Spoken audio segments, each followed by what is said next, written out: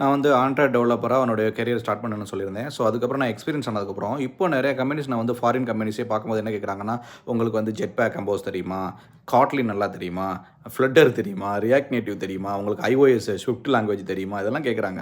So அப்போ நான் என்ன பண்ணேன், ஓகே அப்போ நம்ம ஸ்கில் இன்னும் இம்ப்ரூவ்மெண்ட் பண்ணிக்கிறணும். நம்ம வெறும் ஒரே ஒரு ஆண்ட்ராய்டை மட்டும் வச்சுட்டு ஒண்ணும் பண்ண முடியாது. இன்னும் நம்ம எக்ஸ்பீரியன்ஸ் ஆனாலுமே ஸ்கில்ல வளர்த்துக்கணும் அப்படின்னு சொல்லிட்டு நெறைய ஆன்லைன்ல கோர்சஸ்லாம் பார்த்தேன். எல்லாமே வந்து பார்த்தீங்கன்னா 35, 35,000, 40,000 அந்த மாரிலாம் இருந்தது. ஸோ அப்படியே யோசிச்சேன்.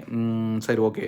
நம்ம இது கத்துக்கணும் அப்படின்னா, இந்த அமௌண்ட் பே பண்ணி, அதுவும் என்னோட நேட்டிவ் பக்கத்துலலாம் இந்த இது கோர்ஸ் கிடையாது. சென்னை போகணும், இல்ல கோயம்புத்தூர் அந்த மாரி ஊருக்கு போகணும். ஸோ இவ்வளோ செலவு பண்ணி நான் போறதுக்கு, நானே யூடியூப் இருக்கு. இப்போ ChatGPT வந்துருச்சு. அதே மாரி Google இருக்கு. ஏன் நம்ம அதுலேருந்து நம்மளே கத்துக்கக்கூடாது அப்படின்னு சொல்லிட்டு என்ன பண்ணிட்டேன், நான் அந்த கோர்ஸ் படிக்கணும் அப்படின்னு நினச்சு வச்சிருந்த பைசாவெல்லாம் வச்சு, ஒரு ஐஃபோனும், ஒரு MacBook Airம் வாங்கிட்டேன். MacBook Airம் வாங்கிட்டேன்.